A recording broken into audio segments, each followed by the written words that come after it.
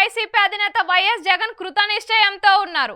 ఈ నేపథ్యంలో ఇప్పటికే 7 విడతల్లో అసెంబ్లీ, పార్లమెంట్ ఎన్నికల్లో పోటీ చేసే అభ్యర్థులను ప్రకటించారు. కాగా ఈ జాబితాలో మార్పులు చేర్పులు కూడా చోటు చేసుకుంటున్నాయి.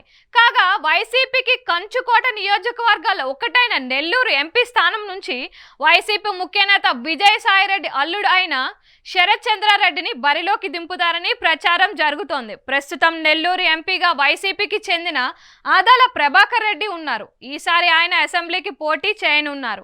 ఇప్పటికే ఆయనను నెల్లూరు రూరల్ అసెంబ్లీ అభ్యర్థిగా ప్రకటించారు. ఈ నేపథ్యంలో రాజ్యసభ ఎంపీగా ఉన్న వేమిరెడ్డి ప్రభాకర్ రెడ్డిని నెల్లూరు ఎంపీ బరిలోకి నిలపడానికి నిర్ణయించారు.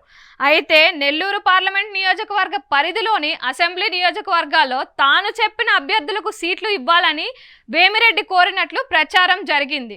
ముఖ్యంగా నెల్లూరు సిటీ నియోజకవర్గంలో ప్రస్తుతం ఎమ్మెల్యేగా ఉన్న అనిల్ కుమార్ యాదవ్ ను తప్పించాలని వేమిరెడ్డి కోరారని టాక్. ఆ స్థానంలో తన భార్య వేమిరెడ్డి ప్రశాంతిని బరిలోకి దించాలని ప్రభాకర్ రెడ్డి కోరారని చెబుతున్నారు. ఆయన కోరినట్లే అనిల్ ను నెల్లూరు సిటీలో తప్పించిన జగన్ వేమిరెడ్డి ప్రశాంత్కి సీటు ఇవ్వలేదు. అనిల్ సూచించిన Nellore corporation deputy mayor Khaleel కు సీటు ఇచ్చారు. అలాగే కందుకూరు నియోజకవర్గంలోని వేమిరెడ్డి చెప్పిన వారికి సీటు ఇవ్వలేదు. దీంతో అప్పటి నుంచి వేమిరెడ్డి వైసీపీ నేతలకు అందుబాటులో లేకుండా పోయారని అంటున్నారు.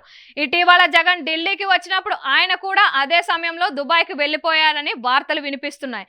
దీంతో వేమిరెడ్డి ప్రభాకర్ రెడ్డి నెల్లూరు స్థానం నుంచి పోటీ చేయడం కష్టమేనని జగన్ అంచనాకు వచ్చారని అంటున్నారు. ఈ నేపథ్యంలో ప్రస్తుతం ఎంపీ ఆదాల ప్రభాకర్ రెడ్డి మరోసారి పోటీ చేయాలని కోరగా ఆయన తాను అసెంబ్లీకి పోటీ చేస్తానని చెప్పినట్లు సమాచారం. దీంతో శరత్ చంద్రారెడ్డిని నెల్లూరు వైసీపీ ఎంపీ అభ్యర్థిగా ఫైనల్ చేశామని చెబుతున్నారు.